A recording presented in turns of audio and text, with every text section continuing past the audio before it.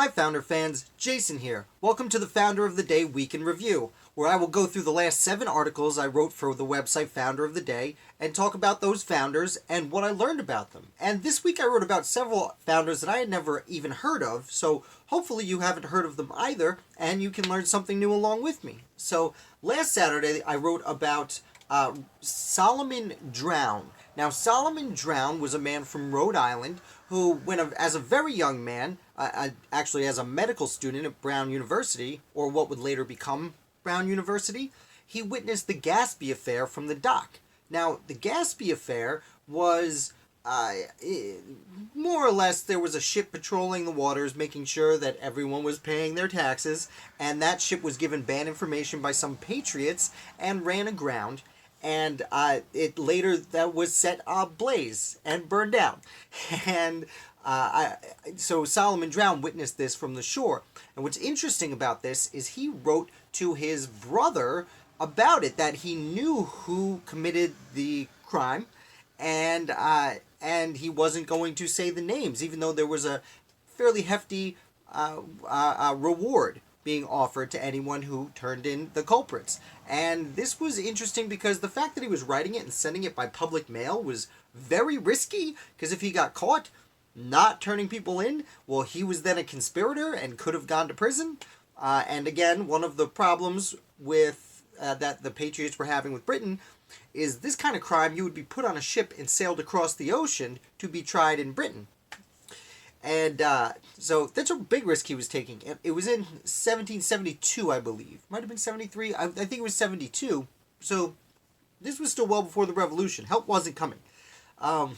Drown would go on to become one of the most notable doctors in America. He would later on sail to Europe. He'd dine with Franklin and Jefferson in Paris. He would come back to the United States. He'd live in Ohio as a doctor for a while. He'd live in what's today West Virginia. He'd live in Pennsylvania. And I did forget to mention that during the war he served as a surgeon and for a while as a privateer. So, very interesting person. On Sunday I wrote about Morgan Lewis. So, moving on to Morgan Lewis, his father, Francis Lewis, was one of 4 signers of the Declaration of Independence from New York State. And his mother, Elizabeth Lewis, actually had a very interesting run-in and was captured by the British. And I did make one of my first videos I made was about that, and I'll put a link to that in the description if you want to learn about the amazing courage of Elizabeth Lewis. But Morgan Lewis, at the same time his dad was signing the Declaration, had joined the Continental Army. And he served for several years, and he served through, I should say, the duration of the war, if I'm remembering correctly. And he left after the war was over. He started making his way up in New York politics to the point where he became Attorney General of New York State for about 10 years. And then after that, he ran for Governor of New York. Now, very interestingly, we all recognize the name Aaron Burr. And we all know that he ended up getting in a duel with Alexander Hamilton. And this duel was inspired by kind of years of disagreements building on each other. But when Burr found out he was no longer going to run as Vice President of the United States because Thomas Jefferson was pushing him off the ticket, and instead replacing him with Governor of New York, George Clinton, well, Burr decided, hey, I'm going to run for George Clinton's position, for Governor of New York. And it was during this time that Hamilton wrote some bad things about him, and when Burr lost the governorship is when he decided to have a shootout with Aaron Burr. Interestingly, the man he lost to was today's subject, Morgan Lewis. He ran for governor against Vice President Aaron Burr and won. And then Burr shot some people. Well, shot one person. So Lewis is governor for 3 years, and at the end of his term, he runs again, and this time he runs against Daniel D. Tompkins. Now, he loses to Tompkins, but what's interesting is he had run against Vice President Aaron Burr and won, and then he lost to future Vice President Daniel D. Tompkins, who would go on to become Vice President for James Monroe. After this, Morgan Lewis actually went on and during the War of 1812 was one of the people like Daniel D. Tompkins who paid a lot out of his own pocket to help fund the war. Not only that, but he he took up position as he was a quartermaster. I forgot to mention during the Revolution, he took up that position for the army again and was quartermaster for the troops throughout New York in the Northern Department in the War of 1812. And then he went on to establish. Not only did he serve in that, he ended up being promoted to a major general in the United States Army. He also he owned a lot of land and had a lot of tenants, and he offered his tenants free rent for the time they served. So you go to the army, you don't have to pay rent, and then that amount of time afterwards, you also would not have to pay rent. And he lost a lot of money, but we won that war, and Morgan Lewis is a major person to thank for that. So let's move on to the next founder, who was Jonathan Eddy. So Jonathan Eddy had a little rebellion called Eddy's Rebellion in Canada. Eddy was born in Massachusetts, but he fought in the French and Indian War, and after that he took up residence in Nova Scotia in Canada. Now, when the Revolution began, it's often overlooked that the Canadian colonies were invited to join the rebellion, as were the Floridas. East and West Florida were separate British colonies, and they were also invited to the First Continental Congress and said, come on, we're doing this. And like Florida, Canada said, no thanks, for several reasons, which we won't get into here. But there were many Canadians who used to be Americans, especially in Nova Scotia, who wanted to join the rebellion. And Jonathan Eddy was one of these people. And he worked with his friend William Allen, and they were rabble-rousers in Cumberland County, Nova Scotia. And what happened was, because he was saying so much stuff against the king, the loyalists in charge, the problem with Canada is, as opposed to many of the leaders in the 13 original colonies, who were in, many of the local leaders were in favor of the rebellion. Many weren't, but the people who maintained power were. In Canada, the people who maintained power were die-hard loyalists. So Eddy kind of got run out of town. And ran he did. And he went to Massachusetts and he said, hey, George Washington, who had just gotten to Massachusetts, hey, why don't you give me some money and troops and I'll go invade this part of Canada. So this is in 1776. I'm sorry. Yes, 1776, just about as there was already an invasion of Canada, and famously, Benedict Arnold and General Montgomery went up into Canada, and then they were chased out. And as they're getting chased out of the other way, Washington says, no, I'm kind of losing Canada right now, so I'm not going to give you a lot of money and troops to go invade more. But Massachusetts, the new state of Massachusetts, said, we'll make you a colonel in our militia, and we'll give you some money. And the thing is, making him a colonel meant he could legally go up into Maine, which was still a part of Massachusetts, and recruit men to fight. And that he did. He went up to Maine, and he gathered a very small body of men to go try and invade Canada.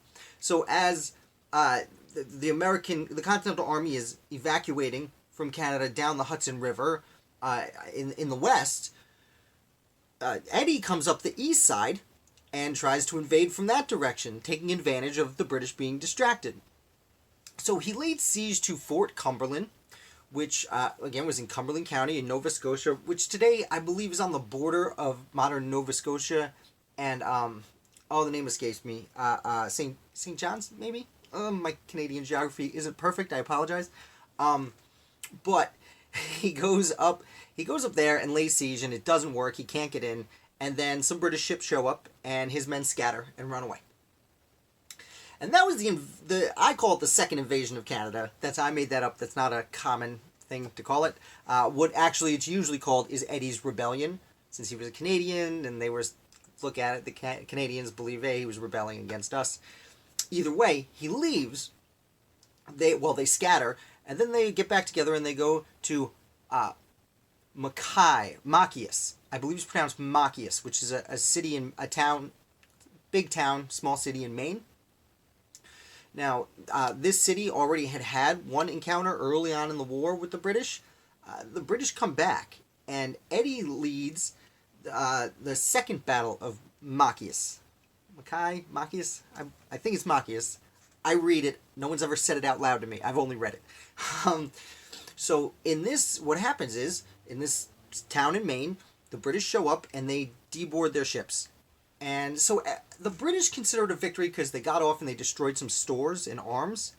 But the Americans call it a victory because they didn't let the British take the town or burn it down. So it was kind of a draw. But that ended up being Eddy's most successful part of the revolution. His invasion failed, but he did defend this town, which was an important port town at the time in modern-day Maine. So moving on, was it Monday or Tuesday? Tuesday, I wrote about Prince Hall. So Prince Hall is known as the founder of Black Freemasonry.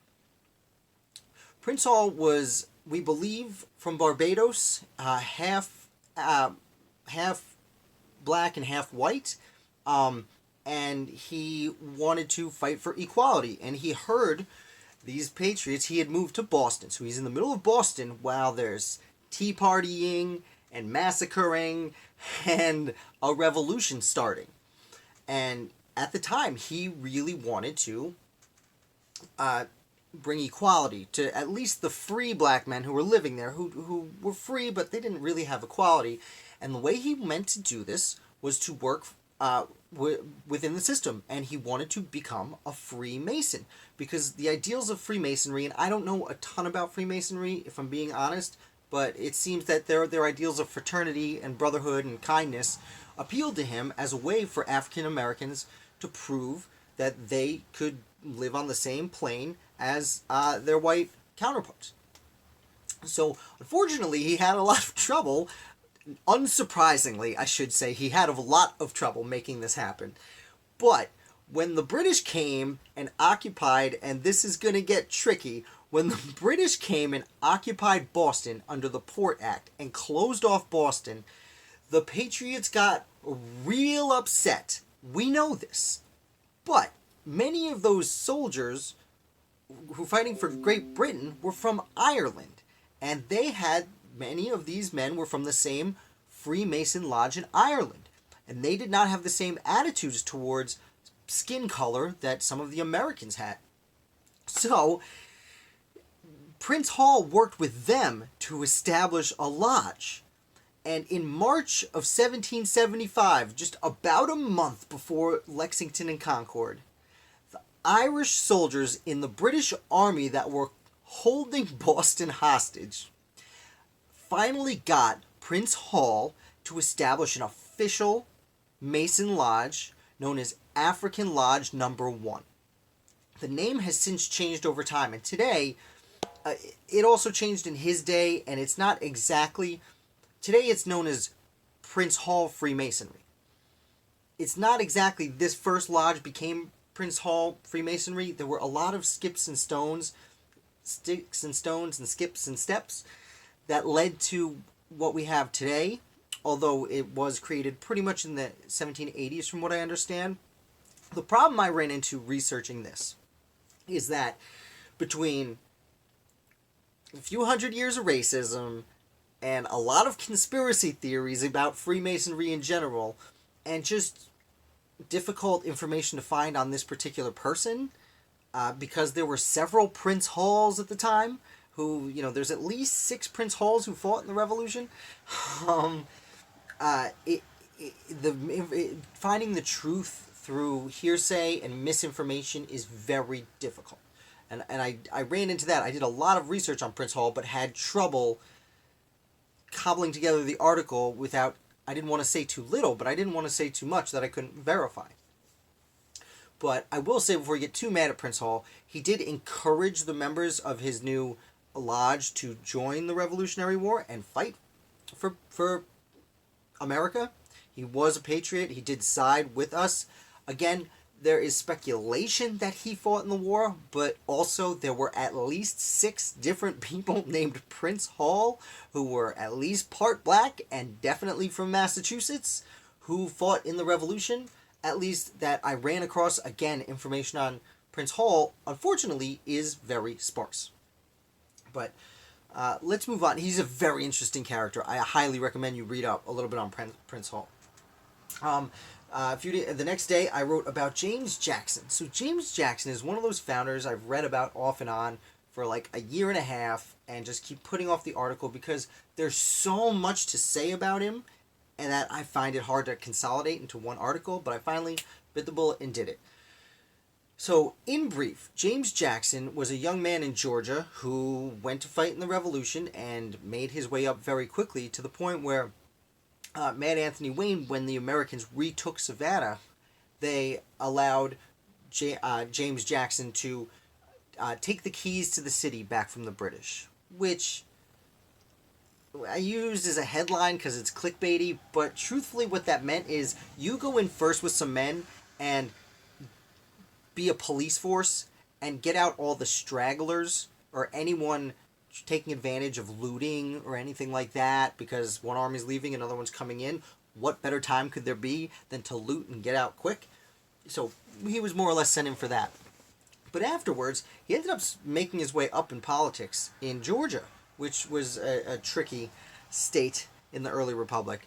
And he actually was elected governor and declined the position because he was still like 32, if I remember correctly. And he said, I don't have the experience for this. What he did is first he made it, the way he made his name up is he was fighting in Native American tribes in the Georgian frontier at the time, which was important and another video entirely. But he was then, after he turned down governorship, was elected as an inaugural member of the United States House of Representatives. And then after being in that position for 2 years, he was actually appointed to the United States Senate. And then there was the Yazoo land fraud, which in short was a bunch of land in Georgia was sold by politicians to people who bribed them to sell them the land, and there wasn't as much land as was sold, and it was a humongous land sales scandal involving bribery and sneaky business in the state of Georgia. So James Jackson went back to Georgia and ran for governor on the let's get rid of corruption ticket. And he did. He won, and he got rid of it. But he legally negated the sales. This would go on, and I didn't get too much into this in my article, but this would go on for years to the United States Supreme Court and become one of the important early cases where the Supreme Court said these were legal documents that were signed by the state. You can't come in and undo legal documents like that. So the fraud went through because of the Supreme Court. Jackson would go on to go back to the United States Senate for several years, and where he would pass away in office. So yesterday I wrote about Amos Eaton, who was another founder, much like Prince Hall and Solomon Down, who I'd never heard of before. But apparently I should, because I live in upstate New York, and he was humongously important to developing upstate New York through the Erie Canal. So Amos went and studied to be a lawyer. He actually seems to have become friends with Dr. David Hosick, who would go on to be the doctor on site at the Hamilton Burr duel, who would take care of Hamilton as he bled and they shipped him across the water. And Hosick got him into botany. Now, I know this doesn't sound like the type of founder we want to learn about, but it's very interesting. Learned about botany, he became a lawyer. He moved to Catskill region of New York, and he defrauded some documents and went to jail for 5 years. And then when he got out of jail, he went to Yale. That's why I used the catchy... I called the article From Prison to Yale. I should have called it Jail to Yale. Anyway. So he goes to Yale and he studies botany. And he ends up professing and traveling around a little bit and professing at different colleges, becoming a really well-known botanist and scientist, to the point where he comes to the attention of DeWitt Clinton, who would, I mentioned George Clinton was governor of New York earlier. His nephew DeWitt Clinton later became governor.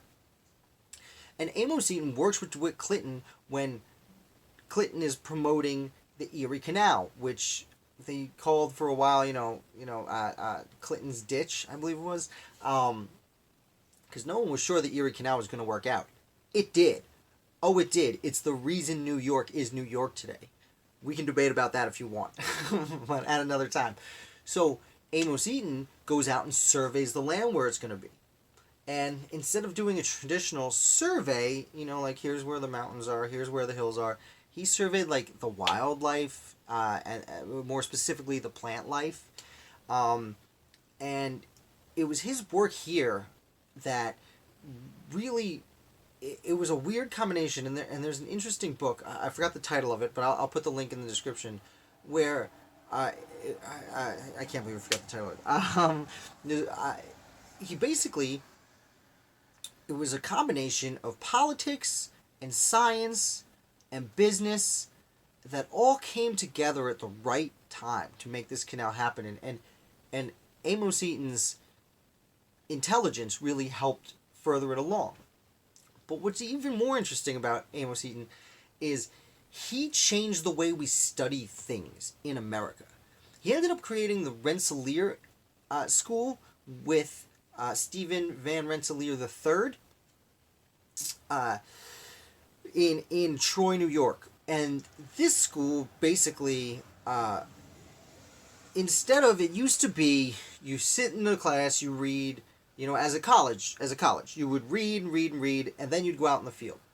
What he said is, no, we go out in the field and we see what's happening, and we learn what's happening, then we go back and we read about it and figure out why. And it was this that led to, laboratory studies. That's why, people started using laboratories in universities. And then on top of that, he believed that women, imagine this, women could work on the same intellectual capacity as a man. I know that sounds obvious today. There are many thousands of brilliant women doing all sorts of amazing things. Probably more than thousands. Don't come at me. I know it's a touchy subject, but back in the day, it wasn't a touchy subject. Most men just thought women couldn't. They just thought they could be housewives and do some dishes. Amos Eaton did not think that. And he actually had several experiments where he would have women study things and then go prove it to a board of men. And on top of that, he helped several women, and I didn't get too into them because I was studying this man, because I was studying this gentleman, but there were several women who he would teach, who would later go on to start schools of their own. And he was a major player in, I call it proto-feminism. It wasn't quite feminism yet, but he was a major player in, what he said was, women could learn like a man if they were given the opportunity to. Imagine that. And that's what he did, is he gave several 10, maybe, I don't know how many women, a lot of women, comparatively to the men of his time, he gave them the opportunity to learn. And they did, and then they went on to more schools, and they taught more women who went on to do things like the Seneca Falls Convention, where they wrote the Women's Declaration of Independence, and they would go on to fight for the right to vote, and he was a major player. I know it sounds like whitewashing or man-washing or whatever you would call it to say, oh, this man did this, but he did. He helped, and it would be unfair to say otherwise. And finally, today I released an article, and this is going to be a long video. I thank you if you're still with me. But I released, I wrote about Federalist number 63. Now, sadly, this is the last Federalist James Madison would write. From here on out, next week we get a John Jay. He's back after missing 57 articles. He comes back for one more. Spoiler alert. And then after that, it's all Hamilton. Great. Yeah. I try not to be biased. Alexander Hamilton, despite the great play, is not necessarily my favorite. But in this, James Madison's last Federalist paper, he writes about the United States Senate. He continues on what he wrote about the week before. And I want to touch on really two main topics he talks about. First is the building a national character. And second is the length of term for the Senate, or for senators in particular. So he starts off this by talking about national character and how important national character is for the nation to have, both for the people and internationally. Although, if we're being honest, he focuses most on international, and for the people might be, from my perspective, more than what he was going for. We all have biases. Sorry. But it's very interesting because at this point, the United States of America were like 13 separate countries. They were states. They were independent states. They were not one nation. They were 13 independent states. And that was a very hard selling point for the Federalists to get across for the Anti-Federalists. But one of the important things was, hey, we're not being taken seriously on the national stage. Like, they are... It sounds very common to... And I try and keep modern politics out of this, but it sounds very common to some of the modern politics we hear. They're not taking us seriously because we don't look strong. We look weak in their eyes, and they're not going to trade with us right. They're not going to, maybe they'll just attack us and declare war, because what are we going to do? We're not united. It's very interesting. Now, from my perspective on the national character thing, as I said before, they consider, at least the Anti-Federalists, but most people would not call themselves an American when the Constitution was written. I would be a New Yorker, or I would be a Virginian, or I would be a North Carolinian. That's what I would tell people before saying American. Now today, it's like, I'm an American, and you know what you mean. They're not like, so you mean Canada? You mean North America? No, we know what American is. But back then, there was no American. That wasn't a thing. So it's interesting that Madison's talking about the importance of national character and how the United States Senate should be the heart of this national character, because the president was just an executive, and everyone was afraid of tyranny and didn't want the president to have too much power.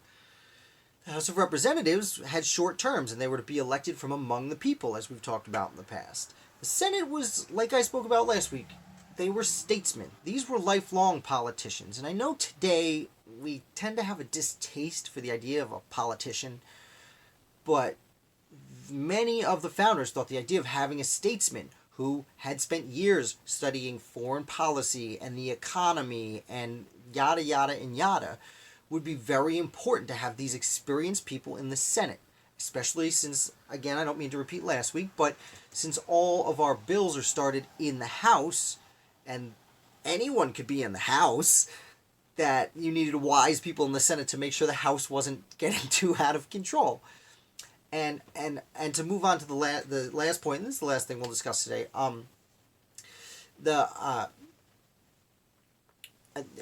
in the Senate, I'm too deep in the video to start over. In the Senate, the term, I apologize, the length of the term. And the important 6 years was a nice round number for Madison because, like we said, he wanted statesmen. And you look at traditional republics in history, at least that's he was looking at, it unfortunately devolved into aristocracy. And you didn't want that, and that's why we did set a limit, so you couldn't be there for life, But you would be there long enough to be held accountable for your decisions. And he also, I will throw this in, he also discusses that it is impossible, basically, for senators to be tyrannical because they would not only have to be corrupt themselves, they would also have to corrupt their state governments to keep them there, and corrupt the House of Representatives to pass the bills they want to, and theoretically corrupt the president to not veto anything. So it's actually almost impossible to corrupt the United States Senate. At least that's what Madison's saying, and in a way it seems like he's right. So I'm going to call it there. This is the longest video I've ever made. Thank you for watching this whole time. If you have, I've considered doing this as a live stream, maybe on a weekend, maybe on Saturdays, I'm not sure. If that's something that interests you, let me know, because you could ask questions as I go. If I skip something, if I'm mumbling over my words too much, half an hour is a long time to just talk. Even for me. So please let me know. And if you did make it this far, hit like. You're here, you spent half an hour listening to me, and it would help pass my videos around and more people will watch and join the live stream if we decide to do that. Thank you so much for watching. I really appreciate it. Again, my name is Jason. This is Founder of the Day, and I will see you on Monday.